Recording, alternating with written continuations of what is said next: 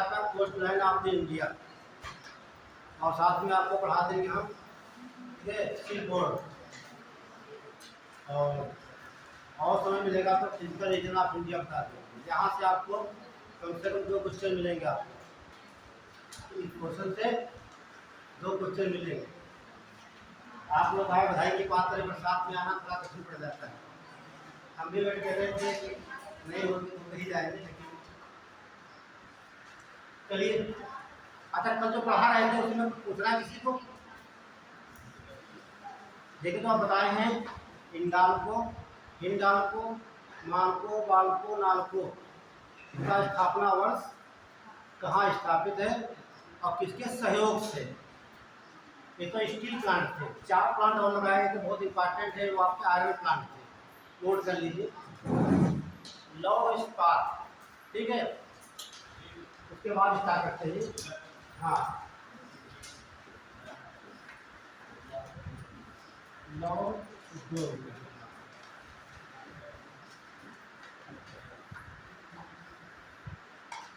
ठीक है, जो आयरन, ठीक है, स्टील कंपनी है।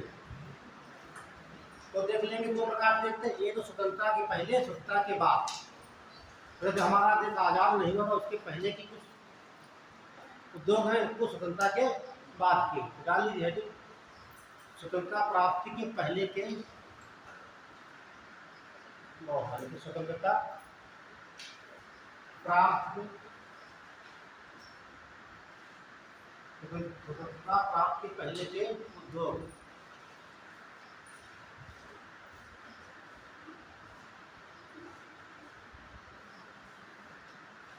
तो ये पूछा भी जाता है, भारत का पहला जो है कि कौन सा जो उद्योग है तो प्राइवेट सेक्टर का है, निजी सेक्टर का। कई बार एग्जाम में पूछा गया।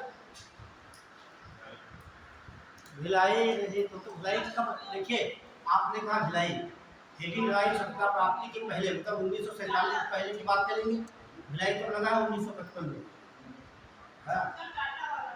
टाटा वाला, हाँ ठीक है, टाटा वाला सही है। तो इसका नाम है सिस्को, ठीक, क्या बोलेंगे? Tata,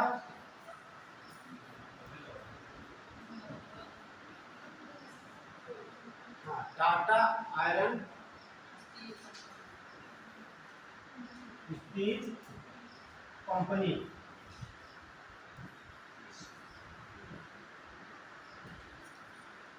Tata iron steel company, ठीक है। इसे बोल रहा है टिस्को।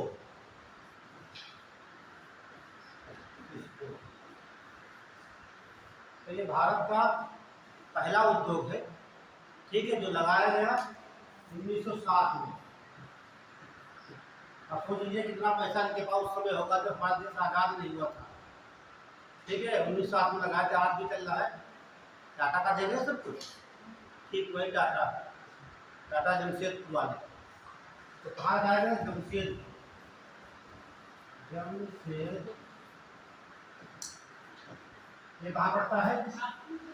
पहले पड़ता था बिहार में, अब कहाँ है? झारखंड, क्योंकि बिहार से कट के झारखंड बना है, ठीक। जो लोग पुराने पढ़े हुए हैं वो बोलेंगे बिहार, ठीक है। और जब ये अच्छा बना तो झारखंड है।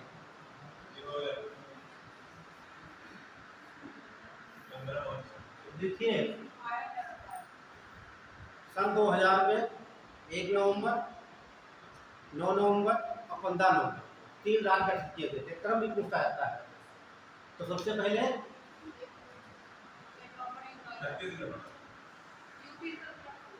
छत्तीसगढ़, उत्तराखंड,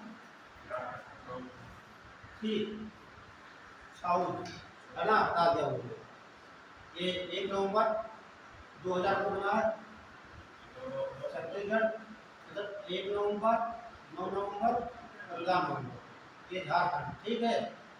झारखंड का किससे बना? बिहार से। और ये उत्तराखंड बना अपने उत्तर प्रदेश से, ठीक है। और छत्तीसगढ़ का मध्य प्रदेश से योगदान बना। चलिए मुद्दे बात करते हैं।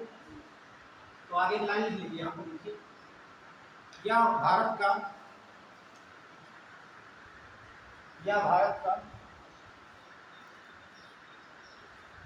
पहला निजी क्षेत्र का कारखाना है। निजी क्षेत्र का कारखाना,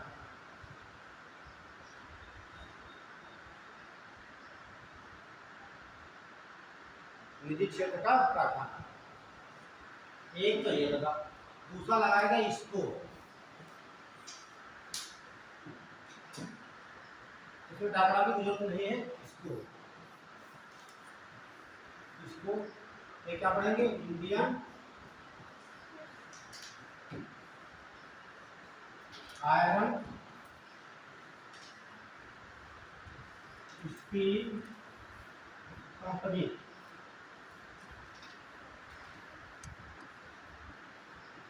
हम हिंदी में लिखेंगे तो ऐसे लिखेंगे, इंडियन आयरन स्टील कंपनी, कोई ट्रांसलेट नहीं है, ठीक है।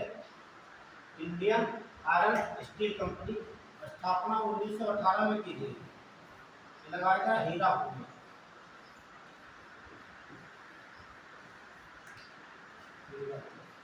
जब आप लोग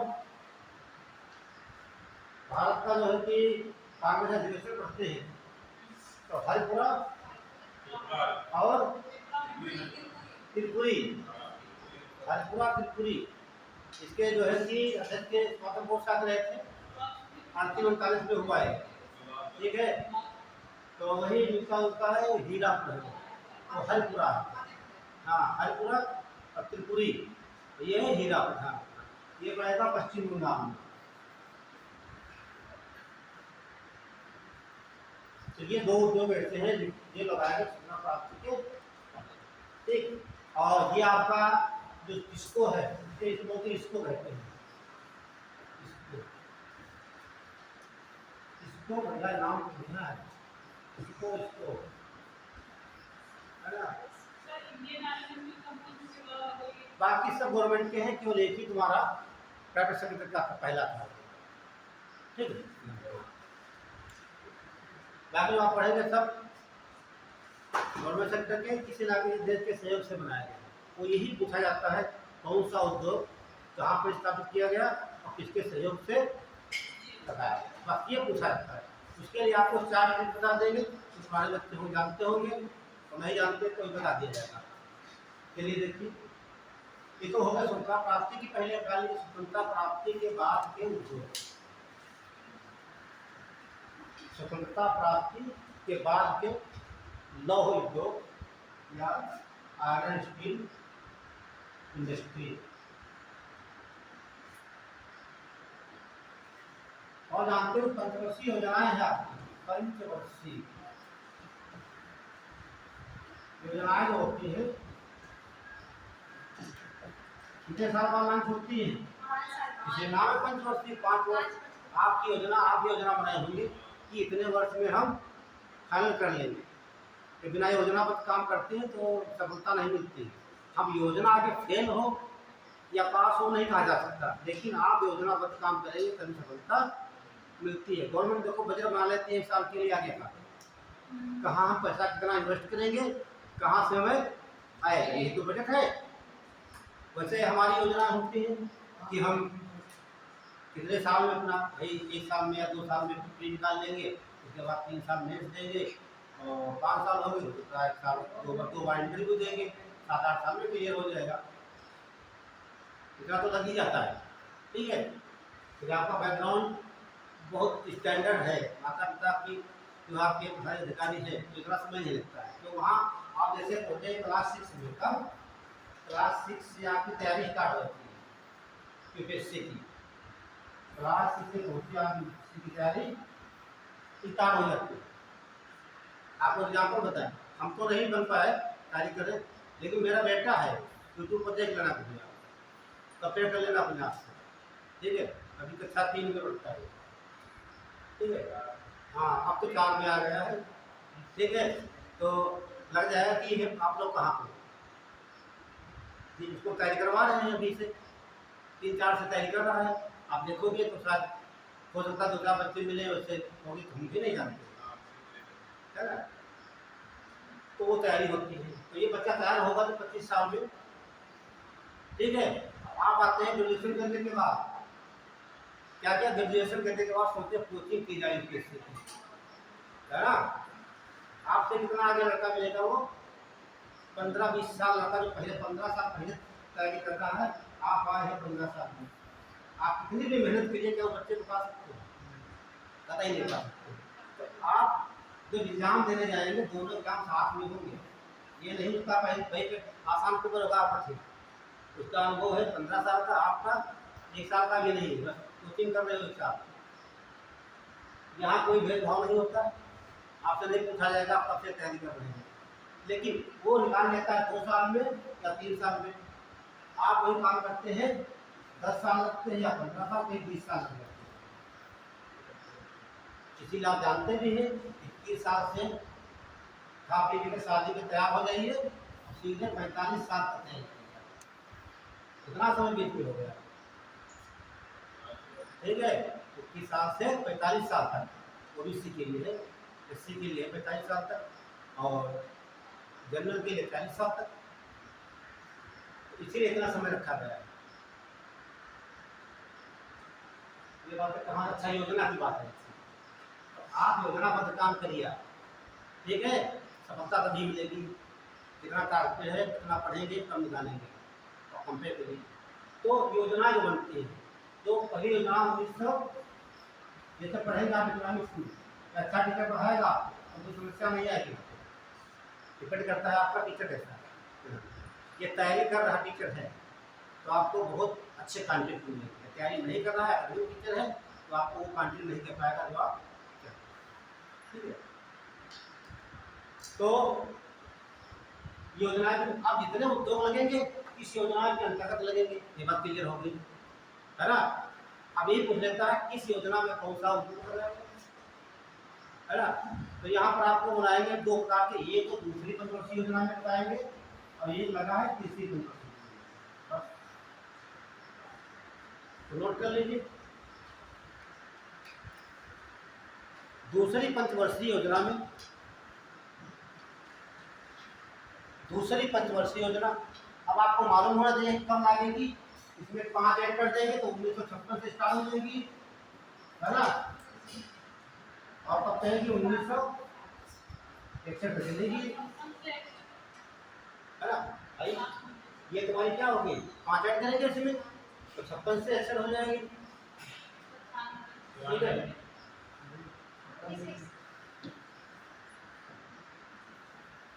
ठीक है, तो अच्छा वो भी वहाँ हो गया, ये चेंज हुआ, सब चेंज हो गया,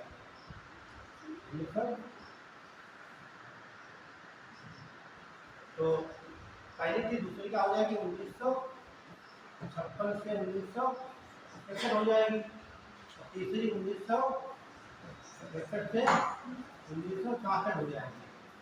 और बीच में जोड़ी भी आ सकती है, हाँ देखिए कोई आपके कारण क्या होता है, या कोई देश में वित्तीय आपत्ति आ जाए, वित्तीय आपत्ति का मतलब होता है हमारे देश में ऐसा एक सूखा पड़ गया या कोई आपातकाल आ गया तो अनाज नहीं रह गया, तो या कोई ऐसे भूकंप वगैरह आ गए तो वित्तीय आपात घोषित योजना को तोड़ा जाता है, ठीक। उसके अलावा कोई वाह आक्रमण कर दे अनुच्छेद 352 के तहत, या कोई आंतरिक विद्रोह हो जाए, ठीक है, 356 के तहत, तो आपका शासन लागू हो जाता है, तब योजना तोड़ी जाती है, ठीक। इसकी हमला कर दे तो योजना रखते बैठेंगे कि अपना बजट से बिगड़ जाएगा ना हमारा। तो ये आपकी दूसरी हो गई, तीसरी हो गई, तो मैंने दिखाया है दूसरी पंचवर्षीय योजना में 3 भारी उद्योग लगाए थे, भारी उद्योग कहा जाएगा ये उद्योग लगाए।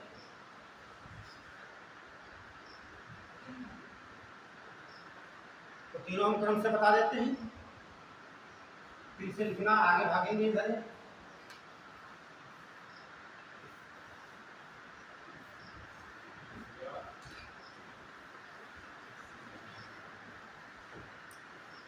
ध्यान रखना BCR DT स्क्वायर रोज, ठीक। अब ध्यान से समझ लेंगे आप लोग, ये दिमाग में रखना। बी से भिलाई, भिलाई जो है, ठीक है, कहाँ लगाया गया? सी से छत्तीसगढ़ में। ये आपका हो गया।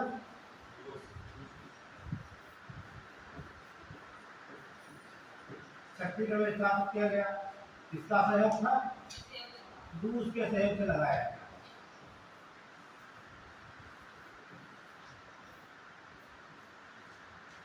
देश का बंटवारा हो चुका था, ठीक है। देश की आर्थिक स्थिति मजबूत थी, इतना पैसा नहीं था कि हम लोग कोई फैक्ट्री या इंडस्ट्री या कोई उद्योग लगा सके, ठीक। तो हम क्या करते हैं? दूसरे से मदद मांगते हैं, ठीक, अपने मित्रों से। यहाँ मित्र देते होंगे, वही की सहायता नहीं है भाई, इतना पैसा हम दे रहे हैं, होता इसमें क्या है? जैसे इन्होंने 100% पैसा दिया, ठीक है, तो करते क्या? तो बोले कि इसका भैया हम जो है 40% जो है आपको अनुदान दे देंगे। क्या दे देंगे? अनुदान। तो पैसा कभी नहीं लेंगे। जो 60% है उसका हम ब्याज सहित वापसी देंगे। ये होता है। तो भारत इससे वाले किसी को अनुदान देगा, अनुदान का कोई लगा रहा है, जुगाड़ कर रहा है, पैसा नहीं मेरे पास है, किसी लगाना है, तो भारत से मान 1000 करोड़ दे दिया, ठीक है। तो बोलेगा कि भैया 400 करोड़ जो हमारा है आपको अनुदान दे रहे हैं, तो 600 करोड़ है तो हम ब्याज सहित लेंगे या इतना हमारा पार्टनरशिप शुरू हो। तो ये तो पढ़ाई नहीं करना मुश्किल है। तो भिलाई, भिलाई एक डिस्ट्रिक्ट का नाम है। कहाँ पड़ेगा? भिलाई छत्तीसगढ़ में। छत्तीसगढ़ में लगाया जिस सहयोग से रूस के लगाया। ये देखिए डी से दुर्गापुर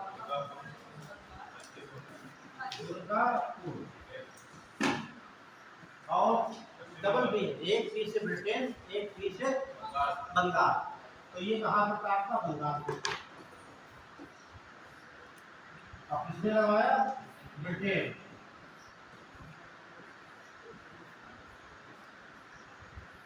ब्रिटेन के सहयोग से लगाया गया। ये देखिए रोज लिखा है रा से राउरकेला, राउरकेला, ओ से उड़ीसा, ओ से और देश से आप जानते हैं जर्मनी। फिर यहाँ पूछ लेता है ये भिलाई, दुर्गापुर और केरा और वो कारों से नाम दे देता है, आगे देता है किसके सहयोग से लगाए गए, ठीक है। इसके सहयोग से वो ध्यान रखना आपको। ये तो याद हो जाए किस राज्य में पढ़ते हैं। ये भी में देखिए, ये भी में आज पूछा जा चुका है ये वाला, और ये भी पूछा जा चुका है ये कहाँ पर स्थापित किसके सहयोग से। दोनों प्रकार के सवाल आ चुके। वनडे एग्जाम में सीधे क्या पूछेगा? जब वनडे देने जाएंगे सीधे पूछेगा राहुल कोरा लौह इस्पात उद्योग किस देश की सहायता से स्थापित किया गया, बस एक उसमें सब लिखे होंगे, जर्मनी, ब्रिटेन, रूस, फ्रांस। लेकिन यूपीएससी पूछता है तो ये सवाल नहीं पूछता, उसमें 4 सवाल। वहाँ तो बन जाएगा वनडे एग्जाम में, लेकिन यहाँ चारों ऑप्शन देखे सर ने लिखाया, तो अगर रूस भी लिखाया, ब्रिटेन लिखाया, अब क्या तत्काल फार्मूला लगाना चाहिए।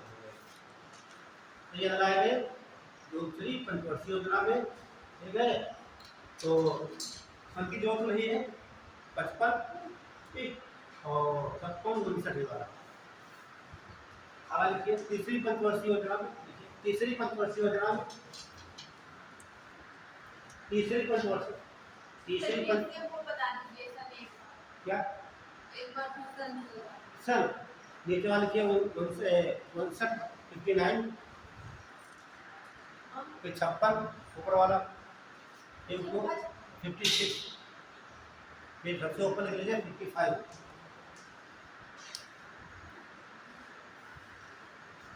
अब दिमाग में आ रहा होगा कि 56 से स्टार्ट हो रही है दूसरी पंचवर्षीय लिखाया गया है, आधारशिला रखी गई थी बच्चों में, ठीक।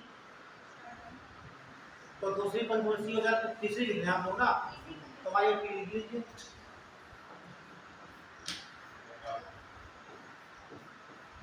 ये ठीक है, तो वो से क्या हो जाएगा? वो कारो जहाँ से जानते हैं एक ही राज्य आपके हैं भारत में, जहाँ से झारखंड।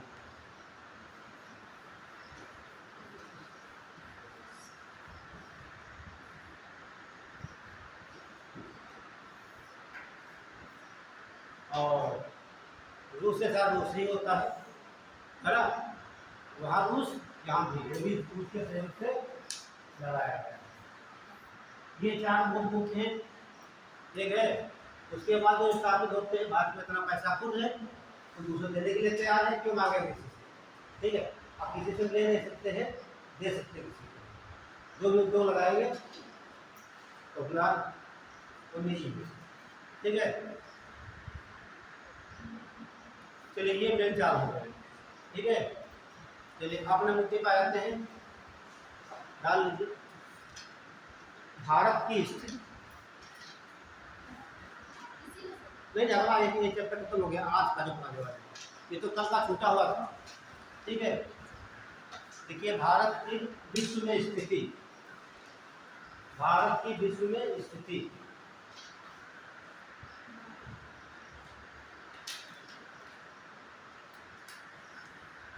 तो स्थिति का मतलब है कि इसका जो है कि लॉन्गिट्यूड लैटिट्यूड से पोजीशन क्या है ये देखा जाता है। वैसे स्थिति में हम आर्थिक देखेंगे कि राजनीति देखेंगे, तमाम से कारण रहते हैं, ये तमाम प्रकार के उद्योगों से बताया जाता है, जनसंख्या से।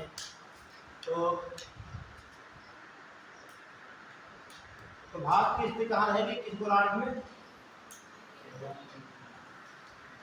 0 डिग्री। तो पढ़ा क्या वो पहले है, सब पढ़े तब लोग, ठीक। कर्क रेखा, मकर रेखा, विषुवत रेखा, इससे बताया जा चुका है, ठीक है। जो बच्चे नहीं पढ़े हैं पुराने बच्चों कापी ले लीजिए, फोटो कापी करा लीजिए और हम ये देंगे समस्या का अपना, ठीक है। किसी भी ये आपकी ये क्या रेखा है और ये कौन सी रेखा होती है, अंतर क्या होता है, ये साउथ है वो नॉर्थ है और भारत हमारा यहाँ पर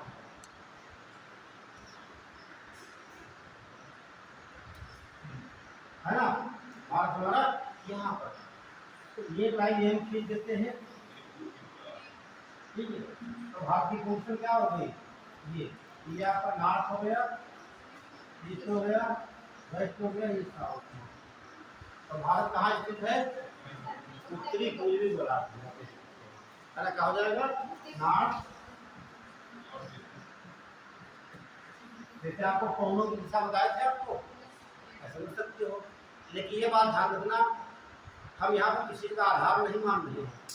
ये अगर आधार मान रहे हैं, ये 0 डिग्री क्या बोलते हैं, भूमध्य रेखा का आधार मांगे तो हमारा कहाँ भारत हो जाएगा, उत्तरी गोलार्ध में, ठीक है।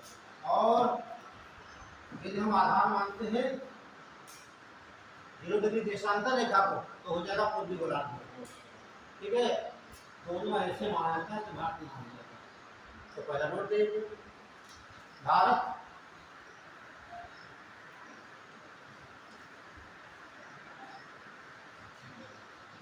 उत्तर पूर्व गोलार्ध में स्थित है। भारत उत्तर पूर्व गोलार्ध में स्थित है।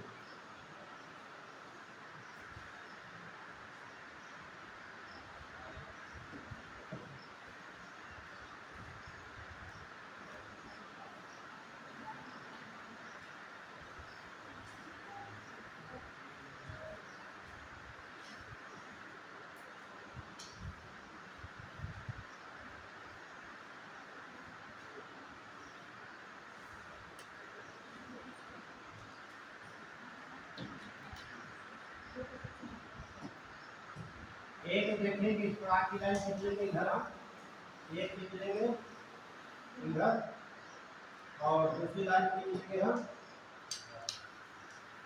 यहाँ पर, एक खींच लेंगे यहाँ। अब ध्यान से देखिए आपको, तो ये लाइनें खींची हुई है सीधी लाइन, इन्हें कहा जाता है देशांतर रेखा, ठीक है। तो भारत दो देशांतरों के मध्य में स्थित है और 2 अक्षांशों के मध्य। और अक्षांश कितने आपको हो जाएंगे, ये आपका हो जाएगा 8 डिग्री 4 मिनट हो जाएगा, ठीक है। क्या होगा, उत्तरी अक्षांश, ध्यान रखना उत्तरी।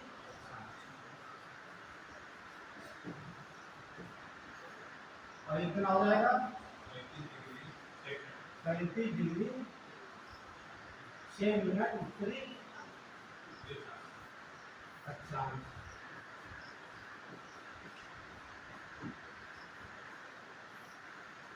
और यहाँ देखेंगे, ये देखिए ये 68 डिग्री 7 मिनट, ठीक है। क्या हो जाएगा? पूर्वी देशांतर।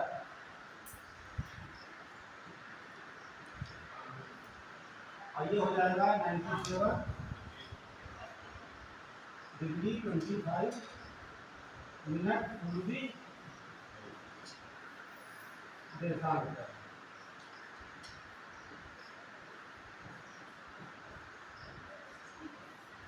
ये बना लीजिए एक बार, ठीक है। और ये आपको मैप नहीं बनाना है तो ऐसे दिखा सकते हो, एक गोला बना लीजिए, उसके बीच में भारत लिख देना, ठीक है। ये भारत लिख देना इस प्रकार से यहाँ पर, और एक लाइन ऐसे खींच लीजिए, ऊपर दिखा दीजिए, एक इधर खींच लीजिए, एक ऐसे दिखा दीजिए, ऐसे भारत हो गया। ये आपके अक्षांश हो गए, देशांतर ऐसे दिखा सकते हो, जैसे आप। फिर आपको एग्जाम में डायग्राम नहीं बनाना है, आपको तो समझना है।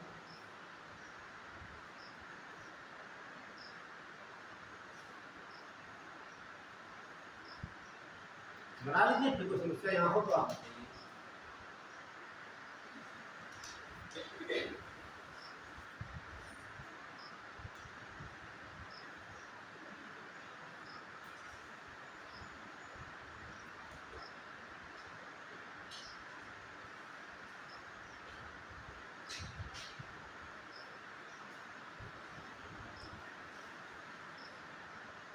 हो गया होगा।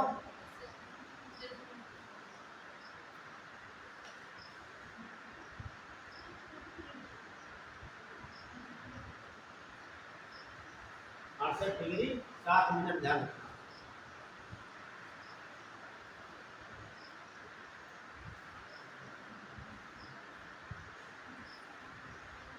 किसी बच्चे को भोजन हो, यहाँ भी पूर्वी देशांतर लिखा हो, वहाँ भी पूर्वी देशांतर पूछना हो तो बता दें। पूछना है, पूछना है ना, हम जानते हैं बच्चे हम पूछेगा। तो देखिए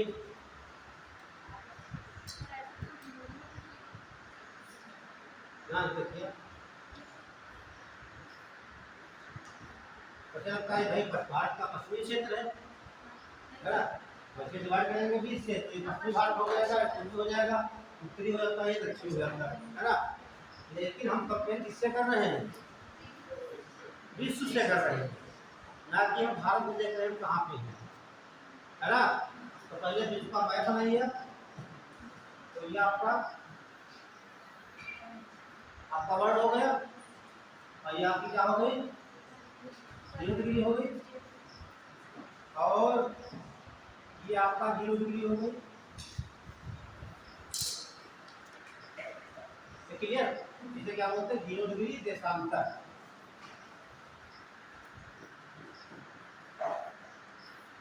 आप बताइए इधर कौन सी दिशा होगी? पश्चिम।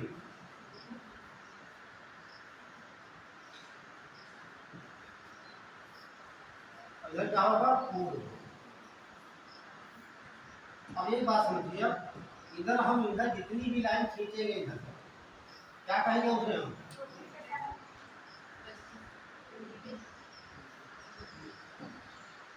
जितनी लाइन खींचेंगे इस प्रकार से तो क्या होगी?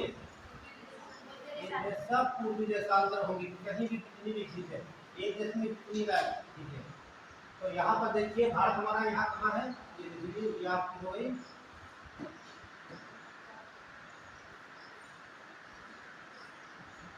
ये क्या रेखा आपको? भारत हमारा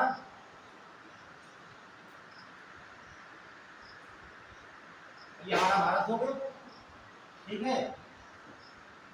और इधर जो खींचेंगे उसे क्या बोलेंगे? पश्चिम बोला जाएगा।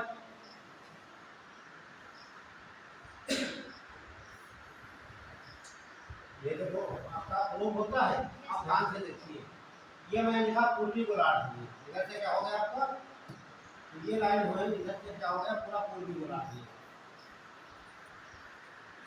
अब इसे हम क्या बोलेंगे लाइन को, जितनी भी लाइनें अपनी सब क्या बोलेंगे पूर्वी गोलार्ध। तो भारत हमारा क्या पूर्वी गोलार्ध में, यहाँ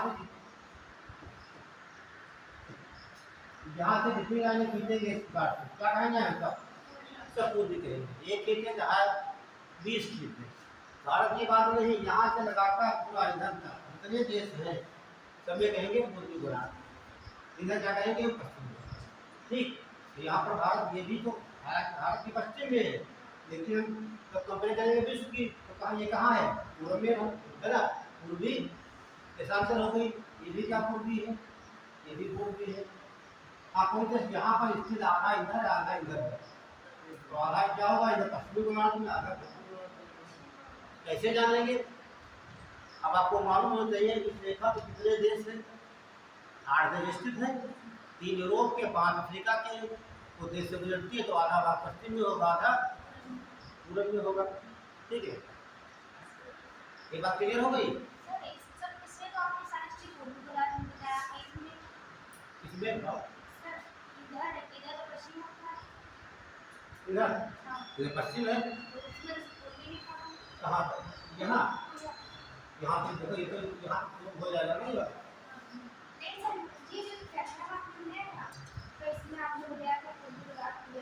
हाँ ये भी पूर्वी लिखा है। अब देखिए मैंने क्या कहा, भारत कहाँ हमारा है, भारत पूर्वी गोलार्ध में है। ठीक, तो यहाँ से कंपेयर करेंगे विश्व की। ठीक, अब भारत में कितनी भी लाइन खींचेंगे, कितनी भी लाइनें खींचेंगे, ठीक है।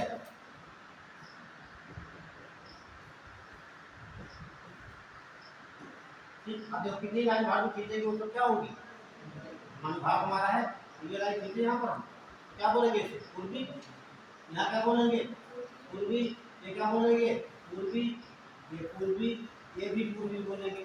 तो भारत में कितनी भी लाइन खींचेंगे हम, भारत की क्या बात कर ले, पूरे इधर जितने देश यहाँ पर हैं, ठीक कितनी लाइन खींची जाएगी, ये इसमें शायद रूस हमारा पड़ता है इधर, तो रूस में 11 जोन है, सबसे ज़्यादा है, तो उस पर क्या लिखेंगे पूर्वी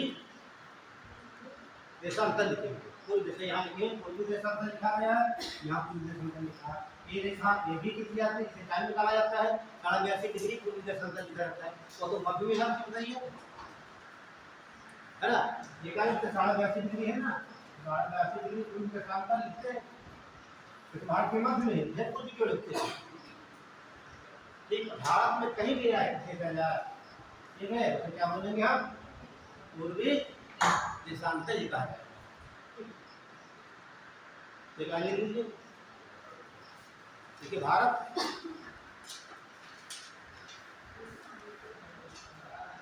आठ डिग्री 4 मिनट उत्तरी अक्षांश से, भारत 8 डिग्री 4 मिनट उत्तरी अक्षांश से लेकर 37 डिग्री 6 मिनट उत्तरी अक्षांश तक, 37 डिग्री 6 मिनट उत्तरी अक्षांश तक, और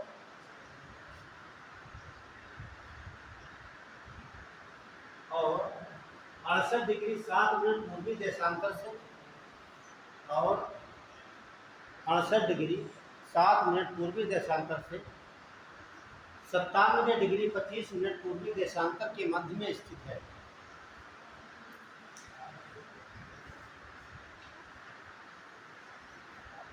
सब बच्चे नकल नहीं था, देख लीजिए मैंने क्या बोला है, भारत 8 डिग्री 4 मिनट उत्तरी अक्षांश से लेकर 37 डिग्री 6 मिनट उत्तरी अक्षांश तक, और 68 डिग्री 7 मिनट पूर्वी देशांश से लेकर 97 डिग्री 25 मिनट के पूर्वी देशांतर के मध्य स्थित है। ये बात, ये सवाल पूछा था।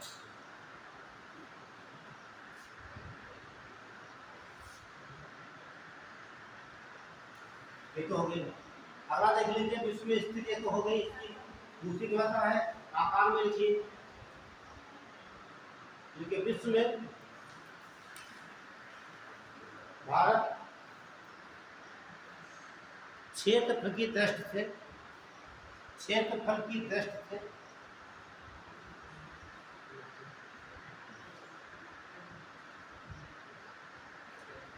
क्षेत्रफल की दृष्टि से सातवां स्थान रखता है। सातवां स्थान, हाँ विश्व में सातवां स्थान है क्षेत्रफल की दृष्टि से। और एशिया में कौन सा स्थान रहेगा कि दूसरा होना चाहिए? ठीक है, क्या हुआ? चलिए अभी बता देंगे आपको। दूसरा स्थान है, ठीक है, विश्व में सातवां है, एशिया में, ठीक है, क्षेत्रफल की दृष्टि से दूसरा स्थान। यूपीएससी से पूछ लेता है, ठीक है, बहुत गलती हो गई वहां लिखने में, नहीं होती। देखिए तो 7 देश हैं, देखिए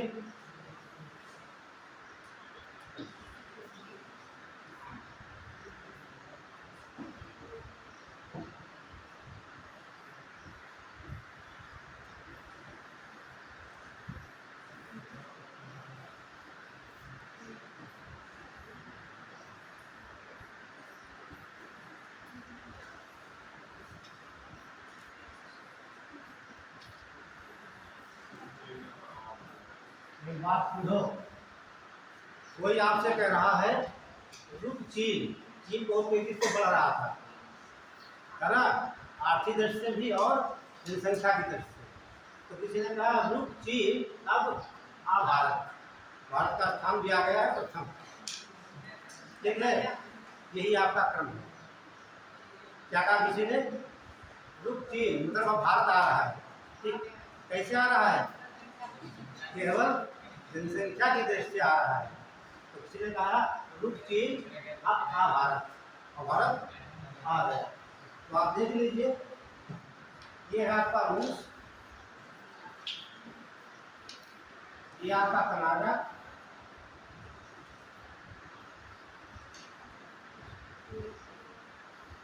और ये आपका चीन है, ये आपका अमेरिका है,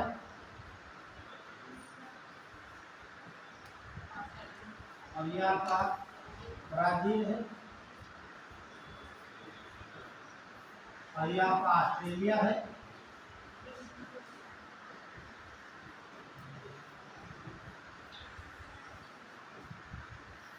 अब इसे लिखने की कोई जरूरत ही नहीं है, ठीक है, नोट कर लीजिए। एक बात और आपको बता देते हैं यहाँ पे, तो आप यहाँ पर देखेंगे जो ये आपका एशिया का हो गया, और दूसरा एशिया का ये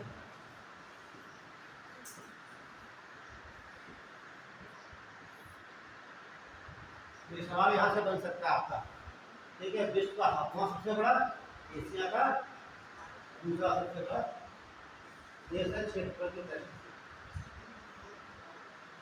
इसे याद करना कभी नहीं भूलेगा।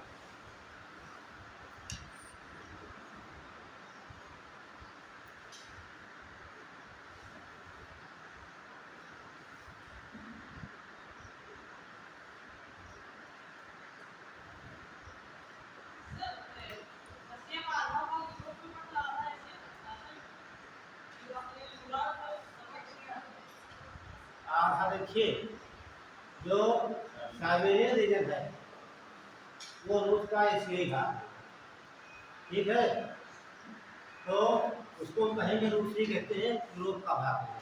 ज़्यादा कहाँ पे है? जैसे आपको बताया गया था, प्लेटें बताया गया, एक तो प्लेट होती है महाद्वीपीय प्लेट, एक महासागरीय होती है, ठीक है, तो महासागरीय किसे कहेंगे? जिसका महासागर है। महाद्वीपीय किसे कहेंगे? और एक होती है कि वो प्लेट जिस पर महासागर भी होते हैं और महाद्वीप होते हैं, है ना, तो ज़्यादा जो भाग होता है उससे वही कहा जाता है। तो विश्व का 11% उसके पास है, कितना? 11% में पृथ्वी कुल क्षेत्रफल का। तो आप भारत जानते हैं 2.4%, रीजन कितना होगा तो बच्चा बताएगा? 32 लाख 87,02,63 किलोमीटर।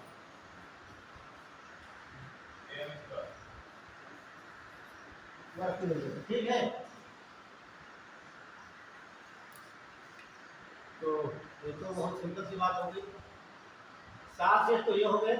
8वां आप देख लीजिए, 8वां 9वां और 10वां 3 नोट कर लीजिए।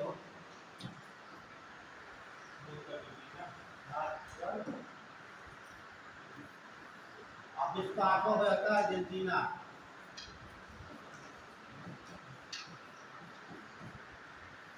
ये कजाकिस्तान,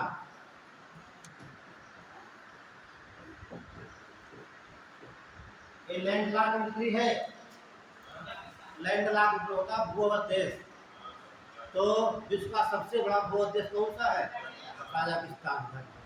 यहाँ कैपिटल क्या यहाँ की है?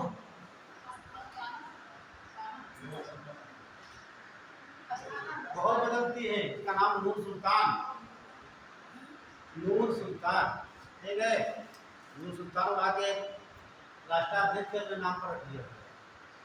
जैसे भारत की राजधानी नई दिल्ली है, तो प्रधानमंत्री ऐसा हो जाए तो संविधान में संशोधन करके, ठीक है, इसका नाम बताया जा सकता है। इससे हमने देखा भी कि पोर्टब्लेयर का नाम विजयपुरम कर दिया गया है, कलकत्ता का नाम मुखर्जी, पांडुपत्तन का नाम दीनदयाल कर दिया गया है। तो आप नाम बदलते आ रहे हैं। तो जैसे दिल्ली का स्थानीय तो है, तो उसका दूसरा नाम हो जाए, किसी नेता के नाम पर रख दिया जाए,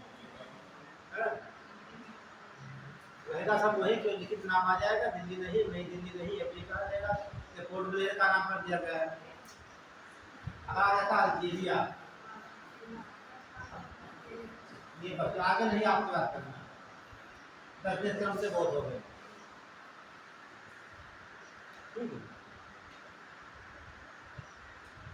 चलिए आगे बढ़ते हैं। ठीक है, इतना हो गया।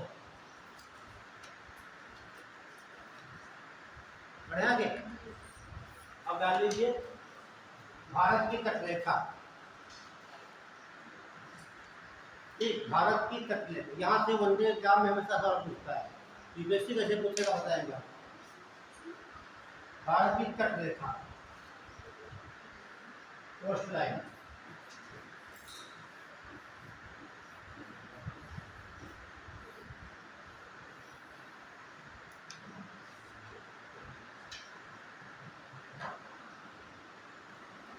तो चलते हैं।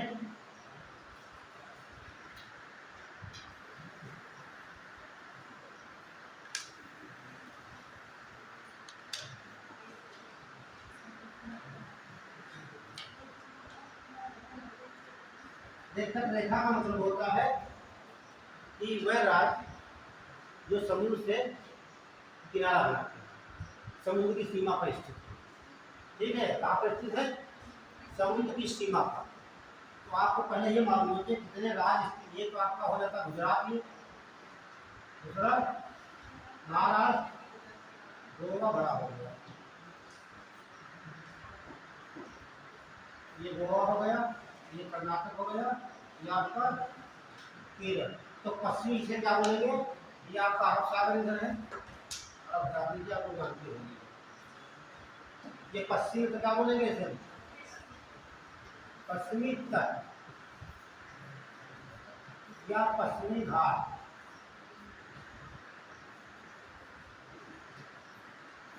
ठीक है, तो 5 राज्य इधर हो गए। और इधर देखेंगे केरल, आंध्र, उड़ीसा और इधर कितने हो गए? 4। ये तो इससे पहला पूछा गया है कि भारत के कितने राज्य तटरेखा पर स्थित है। ऑप्शन होता है 8, 9, 10, 11। ठीक है, तो यहाँ गिन लीजिए। ये हम देखते हैं, पहले लिखा अपना गुजरात,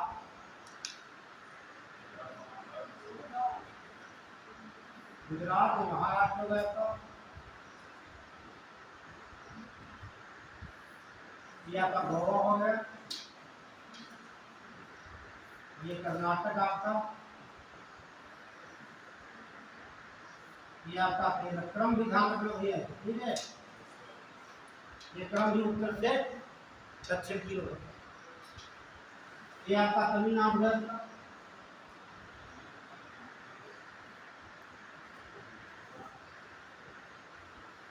ये आंध्र प्रदेश आपका है,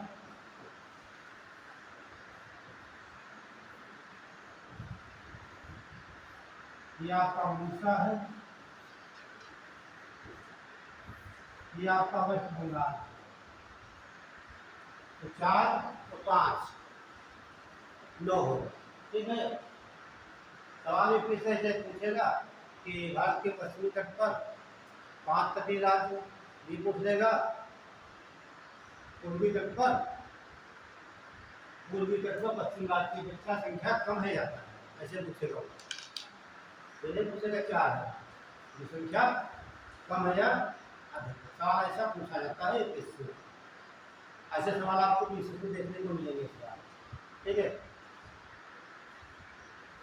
तो अब देख लेते हैं।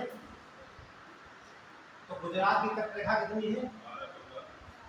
1412 किलोमीटर, ठीक ठीक है। 1400 1200 चलिए सही कर देते हैं। 1200 14 152 200 बोलो। अच्छा यही लिख दे, है ना। ये सब किलोमीटर में लिखा है, बाउंड्री है धन, ठीक है। तो गुजरात का रेखा कितनी है? 1214 किलोमीटर। महाराष्ट्र की 652 किलोमीटर, गोवा की 101 किलोमीटर, और कर्नाटक की 208 किलोमीटर, केरल की 569 और इसकी तमिलनाडु की 907, आंध्र प्रदेश की 973, 400 भूल गए, 157। आपका रिवाइज नहीं है काफी दिन से, ठीक है। 1200 होगा, ठीक है।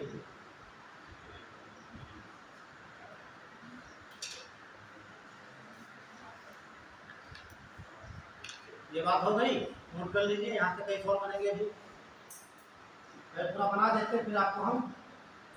ठीक, जो केरल ऐसे कहा जाता है, क्या बोलेंगे? मालाबार। ये बोलेंगे यहाँ से यहाँ तक मालाबार।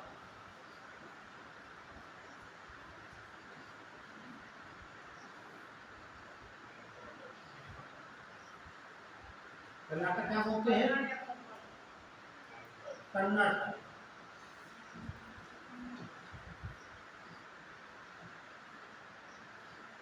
यहाँ से यहाँ तक क्या बोलता है? इसे कोकण।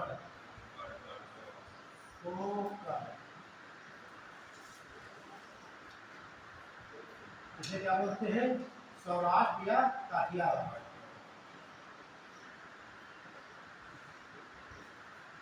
सौराष्ट्र या काठियावाड़ का इधर आ जाइए। जो तमिलनाडु का तट है इसे कोरोमंडल।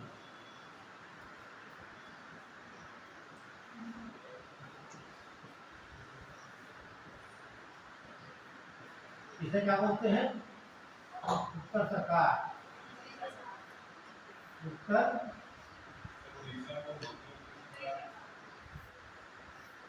इसे क्या बोलते हैं? उत्तर तट।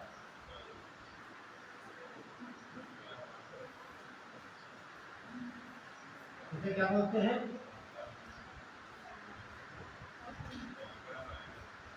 बैंगा, बैंगन नहीं, बैंगा का भैया।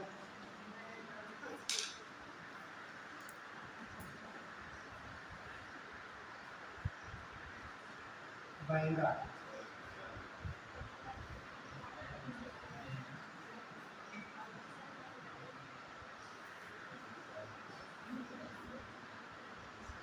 इतना बड़े सुंदर सुंदर लिख लीजिए सब, ठीक है।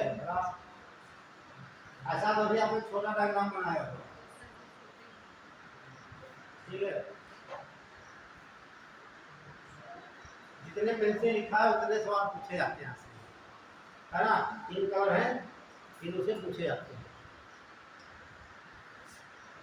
ये भी स्टार्ट करते हैं।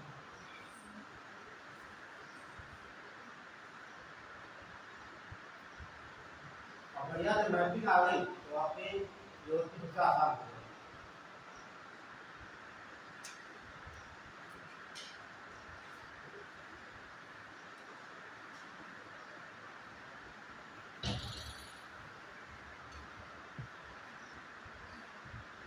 अब इसमें एक और मेंशन करनी है।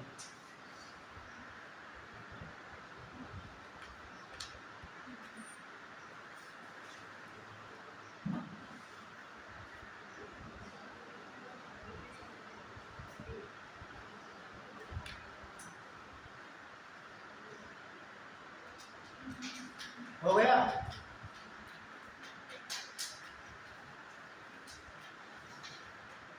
ठीक है।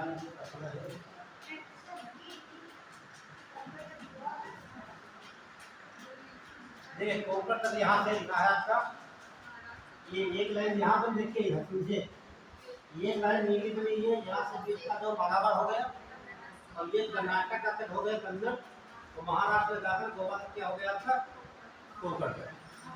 फिर आगे सौराष्ट्र या काठियावाड़ तक। दूसरा बात बनाना इसको चिंता तमाम तरह के सवाल बनते हैं। हो गया? अभी देखो इसमें पत्थर है, जो इम्पोर्टेंट कोड सी मैंने लिखा हुआ सी कोड, ठीक बंदरगाह। चलिए सब जगह का आप लोगों में सब प्यारा बना देंगे, पत्थर बाद में बता देते, ठीक इतने पढ़ लीजिए पहले। तो पहले देखते हैं इधर कितने राज्य हैं, 5, इधर कितने हैं, 4 राज्य, ठीक है। तो पहला आपको नोट करिए, आपको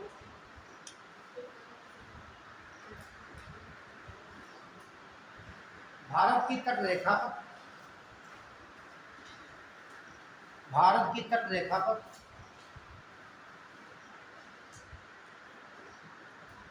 कुल 8 से 5 4 9 कुल 9 राज्य स्थित हैं, 9 राज्य स्थित हैं।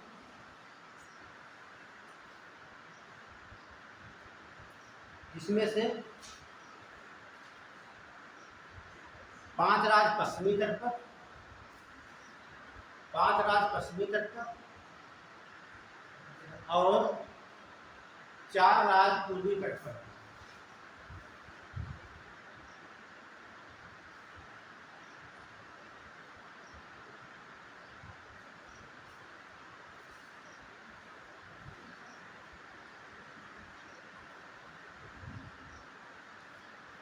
सवाल पूछता है पश्चिमी तट पर सबसे लंबी तट रेखा वाला राज्य, एक तो और अब भारत का सबसे लंबी तट रेखा वाला राज्य गुजरात।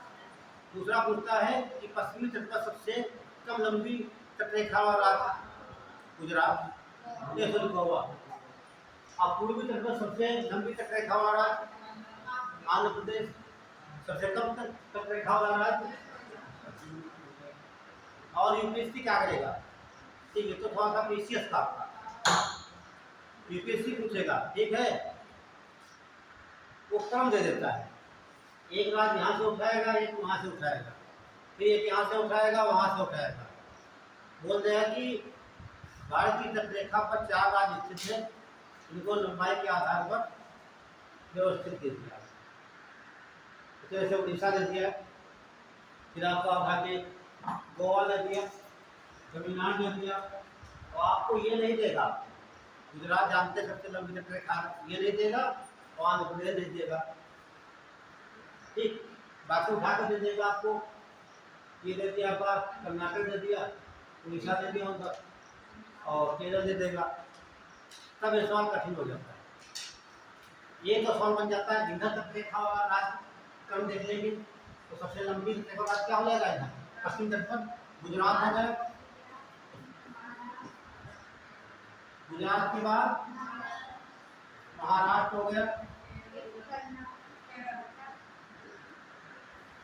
महाराष्ट्र के बाद कर्नाटक बता रही है ना, अभी गलती यहाँ हो रही तो उत्तर एग्जाम पूछ देंगे कि आपका केरल हो जाएगा, यहाँ पर केरल के बाद कर्नाटक, कर्नाटक के बाद गो। ये तो सीक्वेंस हो गया सही से आपका पश्चिमी तट पर।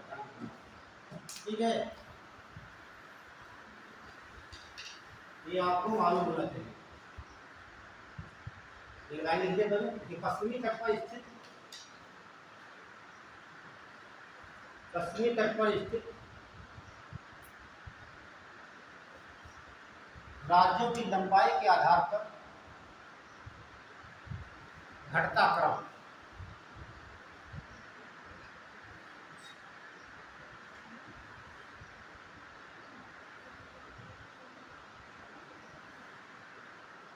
एक तो पश्चिमी तट की बात हो गई। अब देख लेंगे पूर्वी तट को। आप कब याद कर सकते हैं? जब तक आपको ये दूरियां लंबाइयां याद होगी तभी बना सकते हो। लंबाई आपकी नहीं याद है तो उड़ीसा कितना है, ठीक, कर्नाटक कितना है भी। ठीक है, रात तो मिल जाएंगे, इधर लिखा पूर्व में लिखा पश्चिम में लिखा, लेकिन जब तक लंबाइयां नहीं मालूम तब तक आप हल नहीं। इधर देख लीजिए सबसे बड़ा क्या हो जाएगा, आंध्र प्रदेश एक ही हो गया। उसके बाद आपका तमिलनाडु हो जाएगा, तमिलनाडु के बाद आपका हो जाएगा उड़ीसा, उड़ीसा के बाद ये लिख लीजिए आप सबसे तक रेखा वाला आपका आंध्र प्रदेश, तमिलनाडु, उड़ीसा और पश्चिम बंगाल।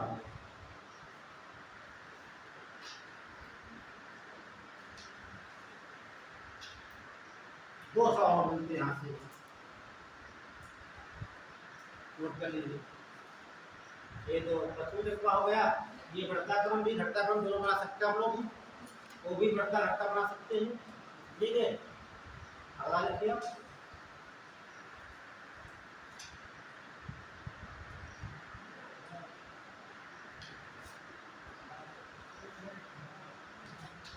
तट रेखा पर स्थित, हाँ वो पूर्वी तट लिखा, देखो ये, हाँ ये पश्चिमी तट है और ये आपका पूर्वी तट है। पूर्व में है तो पूर्वी तट है आपका, पूर्वी तट याद बनेंगे, पूर्वी घाट आपका। और सागर कौन सा हो जाएगा? अब नहीं, ये हिंद महासागर पार्ट है, इससे बंगाल की खाड़ी कहा जाता है। ये बंगाल खाड़ी है, ये अरब सागर है, ये हिंद महासागर है। ये भी ध्यान रखना, कौन सा देश जो है घाट इसकी सीमा स्पष्ट कर रहा है, ये बात ध्यान रखना। अगला बनता है कि क्या बोले थे, तट रेखा पर, तट रेखा पर स्थित राज्यों की लंबाई का सही क्रम। तो 4 देख लीजिए, केवल तो सबसे ज्यादा गुजरात हो जाएगा, सबसे लंबी तट रेखा वाला। दूसरा क्या हो जाएगा? आंध्र प्रदेश,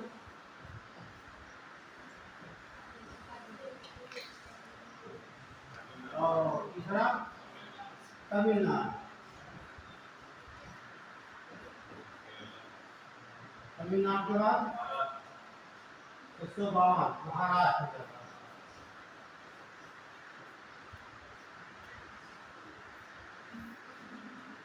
ठीक है, ये याद रखना, 12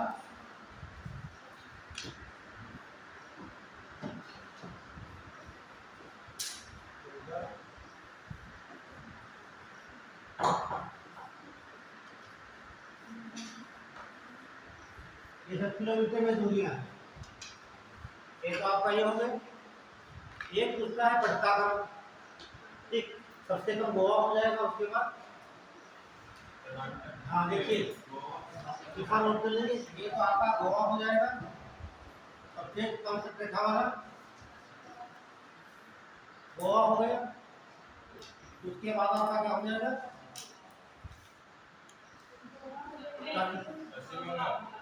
और पश्चिम बंगाल हो जाएगा आपका।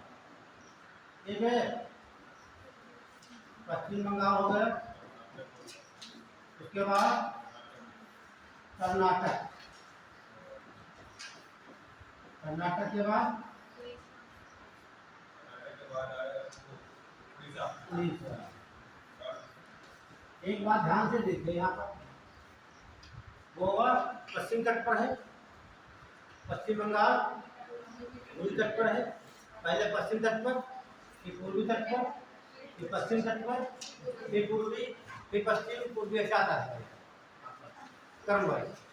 ठीक, तो ये आप आ सकते हैं नीचे से ऊपर, ऊपर से नीचे, दो बता दिया गया। ये आपका बढ़ता क्रम हो गया, ये घटता क्रम हो गया।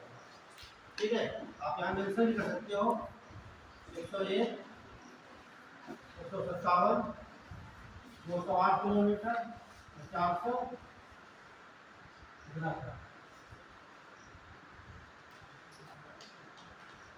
476। ये इससे कभी सवाल नहीं पूछेगा कोई भी एग्जाम। ये तक रेखा वाली बात है। और आगे की तट रेखा है भारत, भारत की तट रेखा।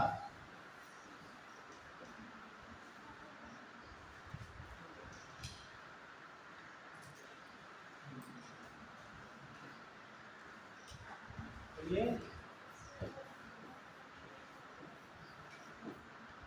तट रेखा की बात करेंगे तो पूरा 61 किलोमीटर हो गया। ये है आपकी 61 किलोमीटर। और जो आपके द्वीपी है, तो द्वीप को मिला लिया जाए, द्वीपी तट रेखा।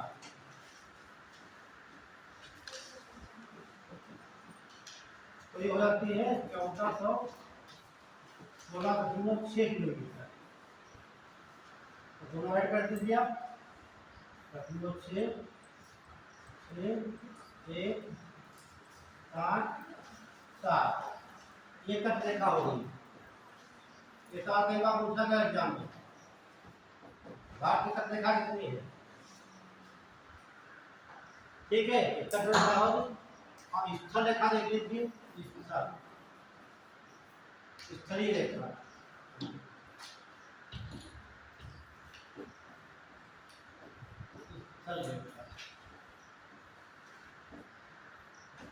ये आपके है 15,106 किलोमीटर। दोनों को ऐड कर देंगे तो 6, 1, 5, 7,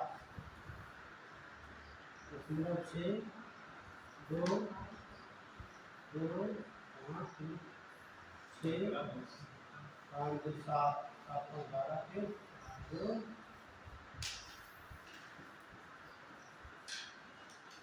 याद करना बहुत आसान है, 22, 6, 22। एक तो भारत की रेखा हो गई चारों तरफ से, तट रेखा है तो ठीक है, वो बराबर बन जाती है।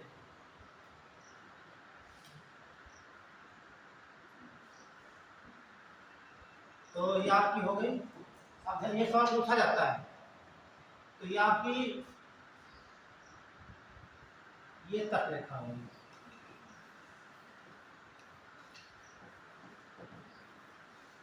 तो ये सवाल यहाँ बनकर आता था, सुनिए आप। तो तट रेखा से इस तरह रेखा की लंबाई कितनी है, लगभग 2 गुने के बराबर है। 7,000 एक गुना है 5,000। ये पूछा जाता है क्वेश्चन है। ठीक है, भारतीय तट रेखा की लंबाई स्थलीय रेखा की अपेक्षा 2 गुना कम है या 2 गुना ज्यादा है, 2 गुने के बराबर। सवाल ऐसे पूछा। और कई बार सवाल ये भी पूछा गया एग्जाम में, और ये भी पूछा गया।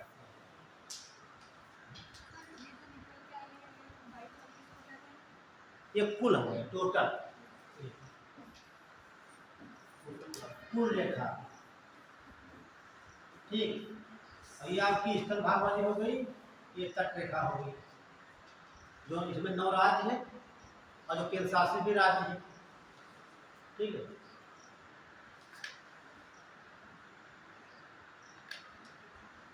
तो बाकी यहाँ आपने देख लिया यहाँ पे। तो ये तो लिखाना में है नहीं कौन सा।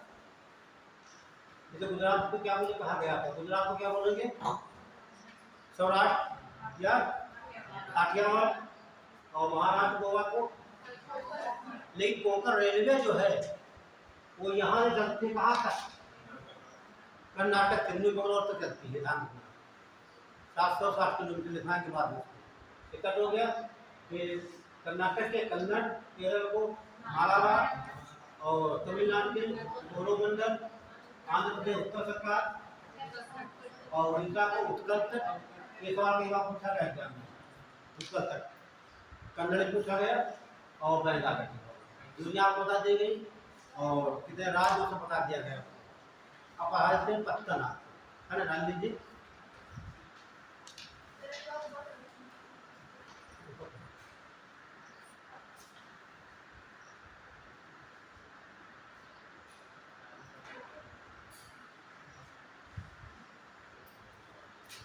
नोट कर लिया, ठीक है। तो ये लंबाई आप देख लेंगे, ठीक है। तो कुल मिलाकर तट रेखा की अपेक्षा इसलिए रेखा दोगुने के बराबर है, अच्छा ठीक, या स्थलीय रेखा तट रेखा से लगभग दोगुनी है या इसके लिए आधे, ये पूछा था सवाल, ठीक है। कभी यूपीएससी में पूछा कितनी लंबाई है, तो सवाल इससे बना कैसे पूछेगा, ठीक। सबसे लंबी तट रेखा वाला गुजरात नहीं है, ऐसे पूछता है। कैसे पूछता है, ठीक। भारत में सबसे लंबी तट रेखा वाला राज्य गुजरात, आपने पढ़ा सबसे लंबी तट रेखा गुजरात, बस आपसे ढूंढने लगे यहाँ पर, है ना, है गुजरात नहीं है कह रहा है, और यही आपको नहीं बता मिलता है, ये बात ध्यान रखना। फिर पूछेगा भारत की तट रेखा जो है स्थलीय रेखा की अपेक्षा दोगुने है, 3 किलो है या बराबर है, ऐसे बोल देगा। आपको लगेगा हाँ बराबर, ज़्यादा लग रहा है नीचे दक्षिण भारत का भाग, तो यहाँ को भाग ऐसे कथन करके पूछता है। चलिए बढ़ते आगे डाल लीजिए। सी पोर्ट क्या बोलेंगे हिंदी में, पत्थर या क्या बोलते हैं, बंदरगाह। ये तो समझ में आ रहा है सी पोर्ट, क्योंकि बंदरगाह समझ में अंदर है ना।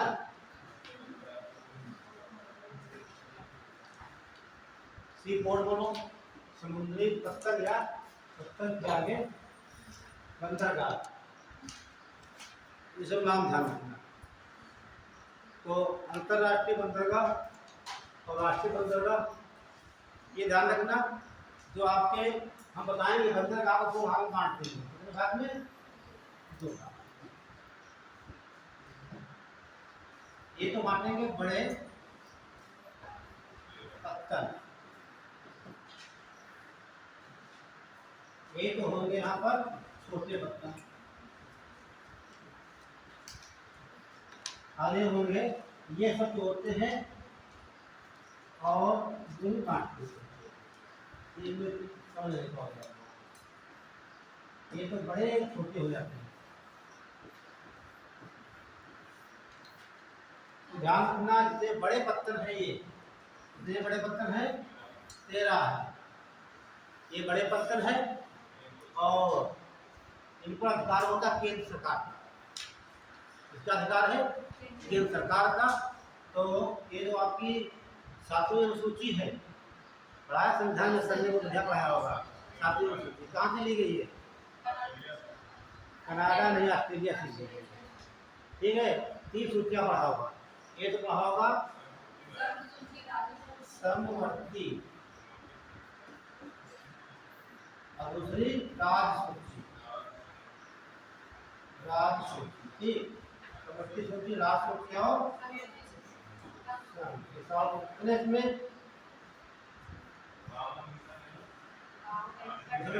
है। ध्यान दीजिए संघ का मतलब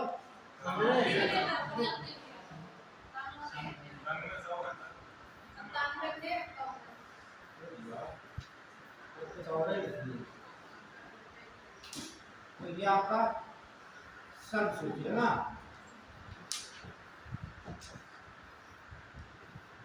और दूसरा आपका राष्ट्र सूची हो जाएगा, दूसरा आपका समवर्ती सूत्र, ये पहले लिख जाओ ना, ठीक है। ये क्रम से याद करना, ये सबसे बड़ी सूची है, उससे छोटी ये है और सबसे छोटी समवर्ती, है ना। जो हम आपके बड़े पत्थर होंगे किस सूची में होंगे? सम सूची में। बाकी छोटे कहाँ होंगे? वो लास्ट सूची। ये बात ठीक है, बड़े पत्थर हैं वो सम सूची में होते हैं और छोटे पत्थर लास्ट सूची में। ठीक, बाकी सवाल यहाँ से पूछा जाता है, देता है कौन सा राष्ट्र रेलवे पुलिस पूछता है ना, लास्ट सूची में ये पुलिस नहीं पूछता है, तो गाँव घूमती है, रेलवे पुलिस पूछता है ना, शिक्षा पूछता है, बल पूछता है ना, जनसंख्या पूछता है और इत्यादि पूछता है। अपना रख लीजिए और कितने सूची में कितने सदस्य, हाँ विषय मतलब वही सब्जेक्ट जो है, तो कितने थे जब संविधान लागू हुआ, वर्तमान में कितने हैं, ठीक है। तो इसमें साथ में लग रहा 97 से पहले अब 100 हो गए हैं, इसमें कितना था? कितने थे इसमें कितने थे पहले? 57। ये इसमें एक्शन रह गए, इसमें हम बताएं कितना, हम बता रहे हैं, आप लोग भूल गए। इसमें 66 थे, 66 एक्शन रह गए, हाँ यहाँ 52 थे, यहाँ ये 47 थे, 52 हो गए, है ना। भाई सरकार से हमारा विषय नहीं, लेकिन बात आ गई तो इतना भूल गए, ठीक है। तो ये ध्यान रखना है आपके जो विषय वाले हैं, ये करंट वाले हैं, और ठीक है। जैसे काम के शिक्षा वगैरह यहाँ देखा करके यहाँ जोड़ दिया कर संख्या बढ़ गई है, तो बड़े पत्थर समवर्ती सब सूची में होंगे, छोटे राष्ट्र सूची में होंगे। तो 11 ये है, लगभग 200 है, 5 ये, ठीक है। और भी बहुत छोटे छोटे, लेकिन संख्या में 205 के आसपास, ये बच्चे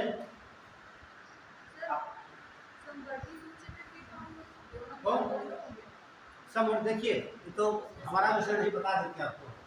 जैसे कोई विषय है, शिक्षा है, क्या है? शिक्षा पहले राष्ट्र सूची में था। राष्ट्र सूची का मतलब होता है केवल उस पर राज्य सरकार नियम कानून बनाएगी। सम सूची का मतलब उस पर केवल केंद्र सरकार बनाएगी। अब कोई ऐसा विषय है तो उसको रख दिया गया सम सूची में, मतलब समवर्ती। समवर्ती देखिए, समवर्ती मतलब होता है समान अधिकार। सम मतलब दोनों पर, राज्य सरकार हो या केंद्र सरकार हो, दोनों इस पर कानून बना सकते हैं। शिक्षा आपकी समवर्ती सूची में है, ठीक है। दिल्ली भी बना सकती है, लखनऊ वाला भी बना सकता है, राज्य सरकार दोनों कानून बनाएंगे।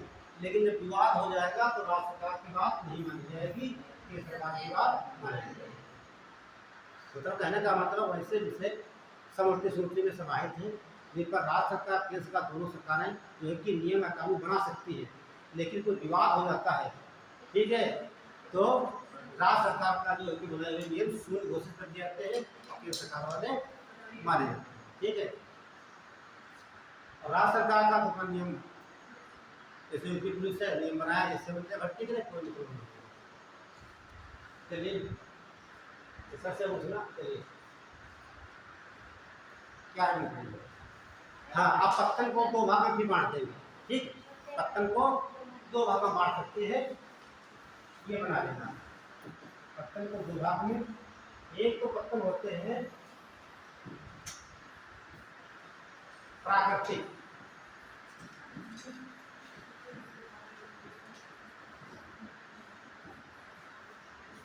प्राकृतिक पत्तन, और ये होते पृथ्वी।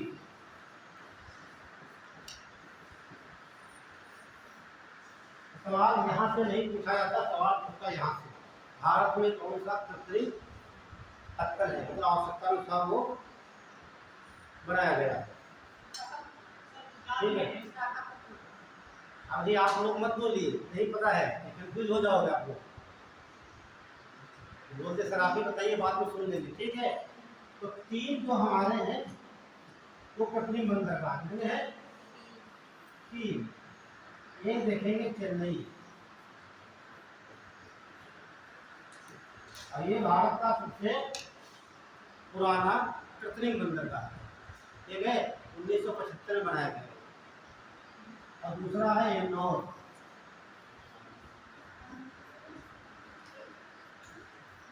ये दोनों पड़ते हैं तमिलनाडु में। कहाँ पड़ेंगे? तमिलनाडु।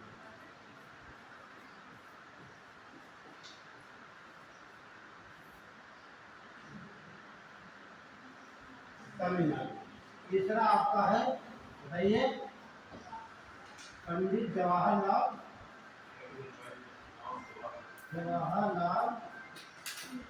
नेहरू।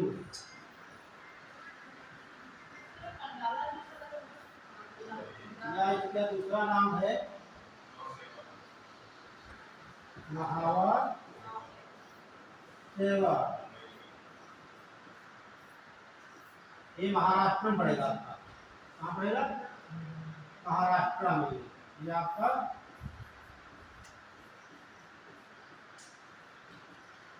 महाराष्ट्र में। ये 3 ध्यान रखना, ठीक। ये कृत्रिम बंदरगाह है, ये बाद में निर्मित किए गए हैं। और बाकी जितने बचते हैं सब वो प्राकृतिक है, उसमें ढूंढना कौन गहरा है, कौन कम गहरा है, अब डायग्राम में हम देखेंगे, ठीक है। तो प्राकृतिक यहाँ लिखने की जरूरत हमें नहीं है, डायग्राम में मेंशन कर देते हैं, ठीक है, तो लिखवा देते हैं कि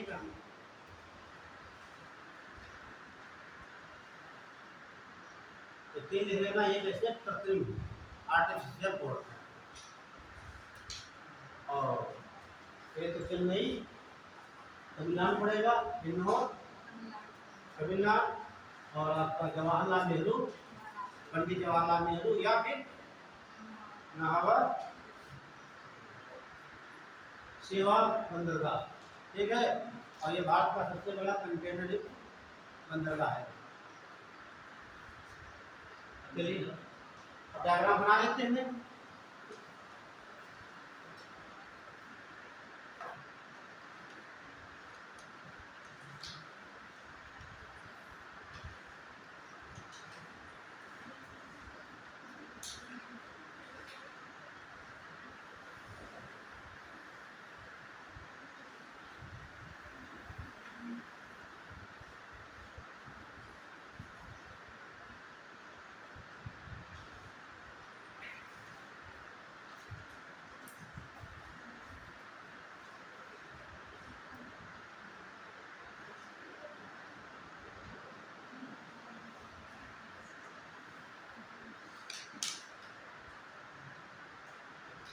तो देखिए, एक तो बंदरगाह पड़ता है यहाँ,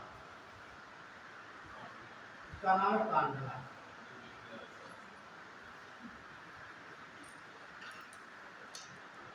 और यहाँ पड़ेगा ये मुंबई,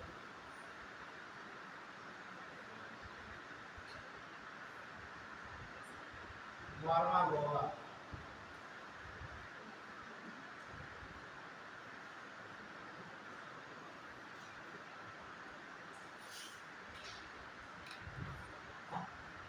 और यहाँ पड़ेगा आपका न्यू मंगलौर,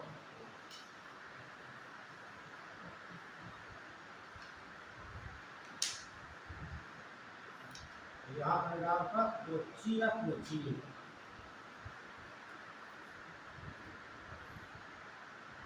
और ये आपका यहाँ पड़ता है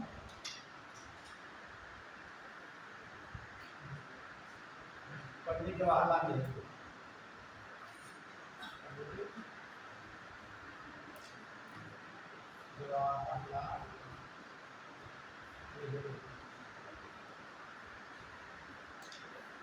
तो कितने हो गए? 1 2 3 4 5 6 हो गए पश्चिमी तट पर, ध्यान रखना, ठीक है। पश्चिमी तट तक 6 बड़े बंदरगाह, ठीक है। यहाँ देखते हैं,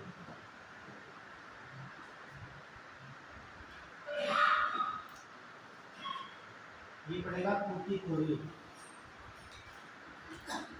हल्की पूरी ये पड़ेगा यहाँ पर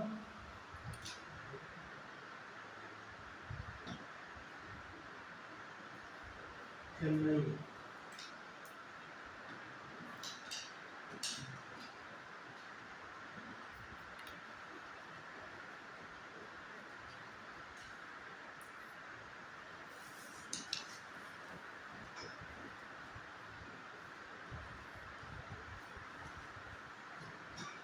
ये आपका पड़ेगा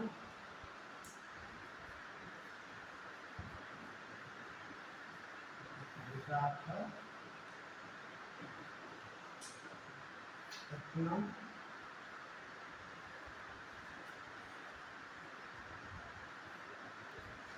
कराची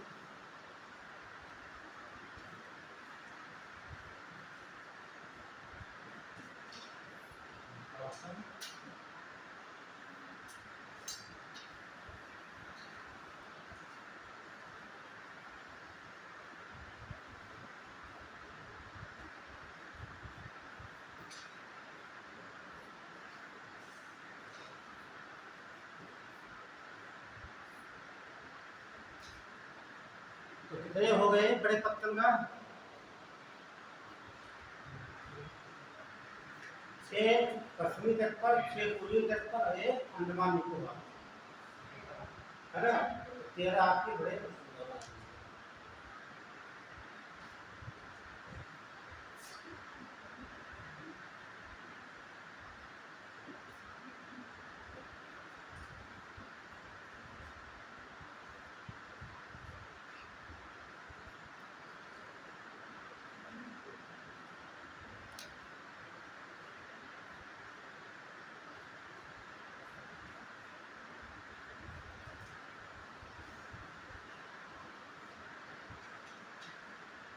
तो आपके 13 पत्तन नोट कर लीजिए।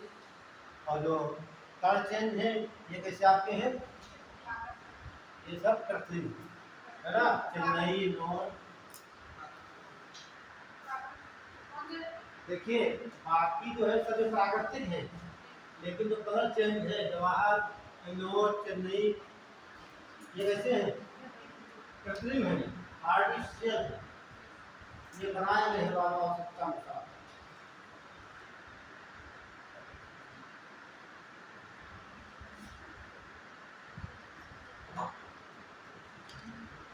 बड़ा बढ़िया नक्शा बनाया, ठीक है, बढ़िया है, कैसा भी बनाओ। आप तो बार बार कहते हैं ना, हमारा ब्रेन जो है डायग्राम को बहुत जल्दी कैच कर लेता है। डायग्राम से पढ़ोगे कोई चीज भूलेगी नहीं, कुछ भी पढ़ना हो, चाहे इतिहास हो चाहे आपका कोई भी विषय, ठीक है।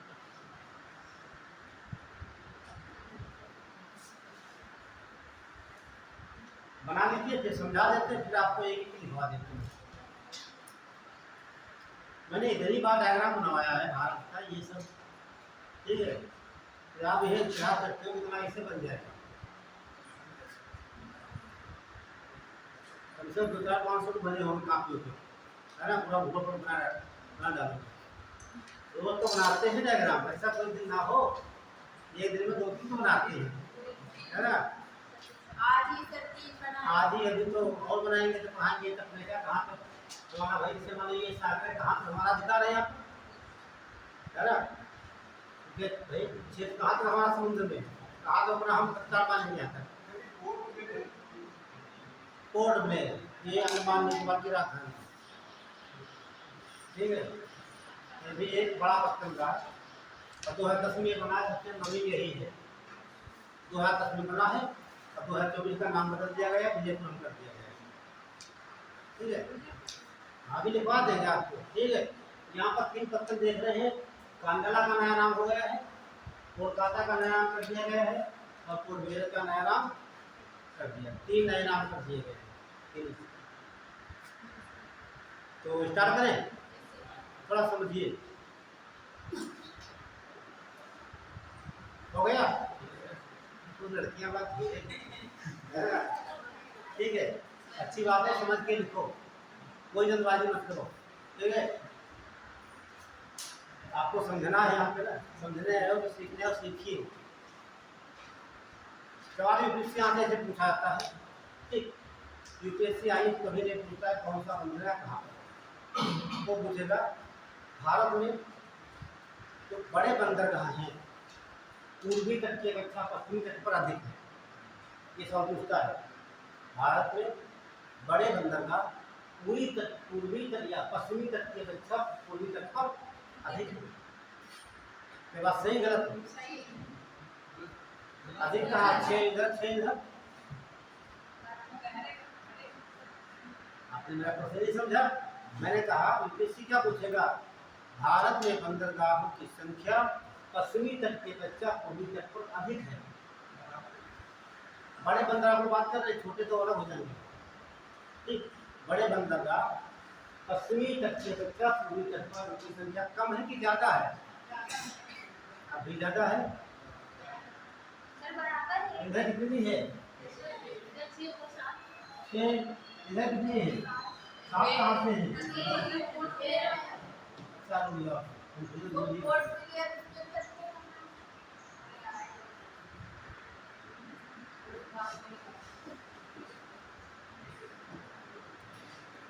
एक, 2, 3, 4, अब कितने हो गए?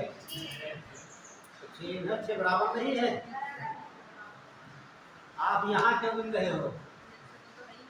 आपसे पूछा जाए आप कितने परिवार कितने सदस्य हो? अपने घर के गिनेंगे ना, पड़ोसी गिनेंगे, है ना? पता कैसे मिल के बता दो आगे कुछ हिस्सा मोहल्ले वाला हो जाता है ना। तो ये मैंने सवाल किया है कि पूर्वी तट की अपेक्षा, ठीक। बड़े बंदरगाह की बात कर रहे हैं, ऐसे पूछेगा बड़े बंदरगाह के संदर्भ में विचार, ठीक है।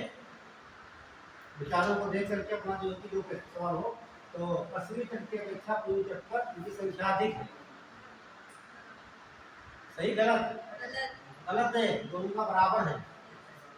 बड़े छोटे की नहीं बात कर रहा है, वो संख्या की बात कर रहा है, दोनों के बराबर है। सवाल ऐसे पूछता है, बच्चे समझ नहीं पाते हैं, ठीक है। तो पूछते इधर तो 6 राज्य पर 5 राज्य करते हैं, 4 राज्य है ना, तो ज्यादा होना चाहिए, इधर कम है, ठीक। तो ये बात ध्यान रखना, सवाल ऐसे पूछता है। तो ये देखिए कांडला की बात करेंगे, इसे ज्वारी बंदरगाह कहा जाता है। ये भारत का इकलौता ज्वारी बंदरगाह है, ठीक है। इसका दीनदयाल नाम रख दिया गया, नया नाम कर दिया गया है। और ये फ्री ट्रेड, ठीक, मुक्त व्यापार, मतलब यहाँ पर कोई टैक्स नहीं पड़ता है। इसका मतलब ये हो गया कि जैसे कि यहाँ से माल को निर्यात करेंगे तो हमें पैसा देना पड़ता है गवर्नमेंट को, या कोई वहाँ से आएगा आयात करके तभी देना पड़ेगा। लेकिन ज़्यादा विकास के लिए, ठीक, गवर्नमेंट चाहती है ज़्यादा इसका विकास यहाँ पर हो, तो ये फ्री ट्रेड कर देता है, मुक्त व्यापार, ठीक। आपका टैक्स है वो फ्री कर दिया जाता है। ये तो दूसरा भी आता है, आपका कौन सा बंदरगाह वो फ्री ट्रेड है, तो मुक्त व्यापार, तो वहाँ टैक्स फ्री है, टैक्स नहीं पड़ता, ताकि ज़्यादा मात्रा में यहाँ पर बाहर से माल आए, यहाँ से जाएगा आएगा तो क्या यहाँ का विकास होगा, ठीक, इसलिए कर दिया। और ज्वारी बंदरगाह है, ज्वारी का मतलब पानी बहुत तेजी से आता है, तो जहाज साथ चले आते हैं, रोक लिया गया, उसके बाद दोबारा देते हैं आई, उसके बाद छोड़ दिया गया, तो ये ज्वारी बंदरगाह होगा, नया नाम दीनदयाल। और आप वही है, ये भारत का सबसे बड़ा प्राकृतिक बंदरगाह है, इसे भारत का द्वार भी कहा जाता है, ठीक। और इसकी सहायता के लिए पूछा था, मुंबई बंदरगाह की सहायता के लिए कौन सा बंदरगाह बनाया गया? जवाहरलाल नेहरू बनाया गया, ठीक है। अगला मार्गो, ये है हमारा, ये सबसे बड़ा शिपयार्ड है भारत का, शिपयार्ड, क्या बोला? शिपयार्ड, वो 3 सबसे बड़ा शिपयार्ड। जैसे आप बोर्ड में देखते हैं ऊपर लिखा होता है सीतापुर डिपो, गोला डिपो, कैसरबाग डिपो। डिपो का मतलब क्या होता है बताइए? सेंटर, सेंटर तो बहुत जगह नहीं, सेंटर तो भाई जहाँ चलती है ऐसा नहीं कह सकते हो। डिपो का मतलब होता है उसका वहाँ पर वो मरम्मत होती है, रिपेयरिंग की जाएगी, उसे तोड़ा भी जा सकता है, ठीक। उसमें मरम्मत की जा सकती है, उसे कहा था डिपो। उसी प्रकार यहाँ होता है शिपयार्ड। शिपयार्ड का मतलब होता है जहाज तोड़े जाते हैं। अच्छा, बस पे लिखा होता है, वर्कशॉप नहीं लिखा होता, लिखा होता है सीतापुर डिपो, कैसरबाग डिपो, गोला डिपो, ठीक।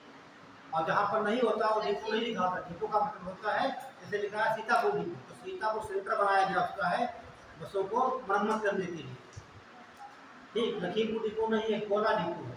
गोला लिखा मिलेगा, लखीमपुर डिपो नहीं मिलता है। तो गोला में लखीमपुर की कोई बस है गुजरती है तो सीधे गोला जाएगी। ऐसे यहाँ पर होता है शिपयार्ड। जब कोई जहाज तोड़ना होता है तो कहाँ लाएंगे? कोची में। मरम्मत करना है कोची में, भारत का सबसे बड़ा शिपयार्ड है। नाव अलग थी।